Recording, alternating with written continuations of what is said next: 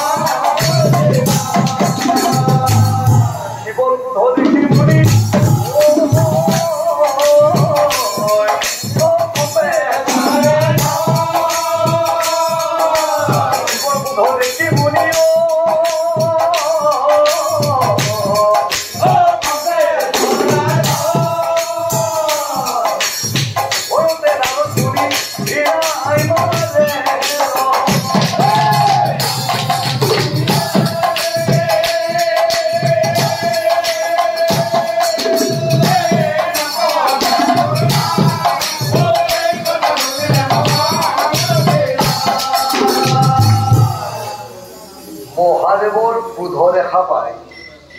তেখেতৰ ৰুদ্ৰ ৰূপ দেখা পায় নাৰদ মুনি বহু দূৰলৈ পলাবলৈ চেষ্টা কৰিলে পুনৰ মৰম খৰা মাতেৰে মহাদেৱে নাৰদক মাতিলে ৰবা নাৰদ উভতি উভতি উভতি আহা তুমি যে ভকত বিচাৰি কৈলাসপুৰলৈ আহিলা তোমাক কোনে পঠিয়াই দিছে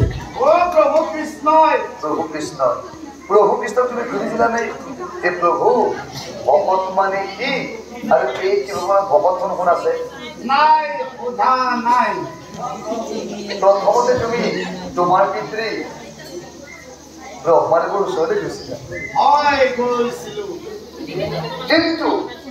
ব্ৰহ্মাদেৱে তোমাক কোনো ধৰি নিদিলে নাই নিদিলে ব্ৰহ্মাদেৱক তুমি কিয় নুসুধিলা যে পিতা ভকত মানে কি আৰু এই ত্ৰিভুৱনত ভকত কোন আছে তুমি কিয় নুসুধিলা না পাহৰিয়ে শুনা শুনা তুমি যে আচলতে একো নাজানা মই গম পাই এইকাৰণেই গ'লো যে নজনাটো লাজৰ কথা নহয় নাজত জানিবলৈ ইচ্ছা নকৰাটোহে লাজৰ কথা এই যে ভকত ভকত এই তিনিটা অক্ষৰৰ সমষ্টি বহুত বিশাল ভকত শব্দটো ক'বলৈ খুব সহজ কিন্তু ইয়াৰ ভিতৰটো জানিবলৈ গৃহতত্ব জানিবলৈ খুব কঠিন ভকত শব্দটোৰ প্ৰথম অক্ষৰটো কি এই ভ মানে ভগৱন্ত হৃদয়ে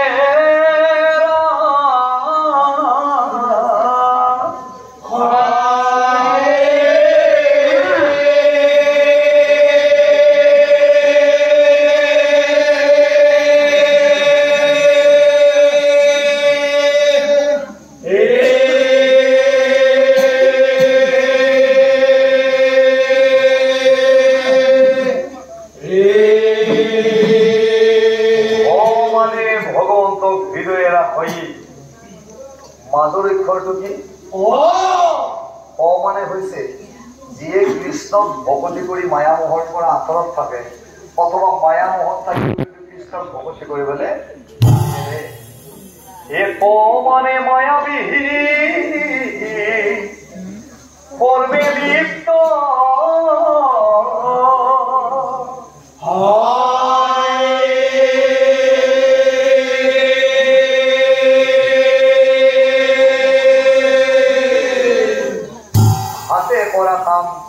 মুখে লোৱা নাম কৰ্মই হৈছে সৰ্বশ্ৰেষ্ঠ ধৰ্ম আৰু একেবাৰে শেষৰ অক্ষৰটো কি মানে তৰি বাৰ ফুৰে উপায়